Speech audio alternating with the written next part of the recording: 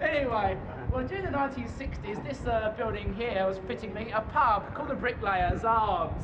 This is where the Rolling Stones held their first ever rehearsals. And in those days, of course, the Stones were very much Brian Jones's band. It was actually Mick and Keith that auditioned for Brian Jones rather than the other way around. It was really Brian that led the musical direction of the band. He was the bigger blues fan. The Stones had a rather different lineup, although it's Mick, Keith and Brian. They also had for their first concerts at the Marquee, it was Mick Avery on drums. He was, of course, the later the drummer of the Kinks. But he refused to, he was really just filling in. He didn't want to give up his day job at the time to join the Stones on a permanent basis.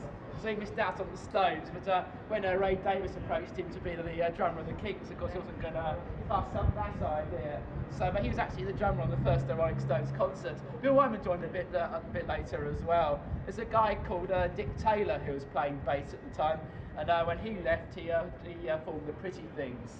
Another well-known 60s band, probably best known for having put the longest hair of all the sort of mid-1960s bands. They sort of had sort of shoulder-length hair in, perhaps before the days that groups had such long hair. But this is where the Stones had their first rehearsals, but I think they were playing rather loudly and I don't think the landlord liked it very much. So, actually on one occasion he did have an A&R man from the Decca Records who heard them playing in here.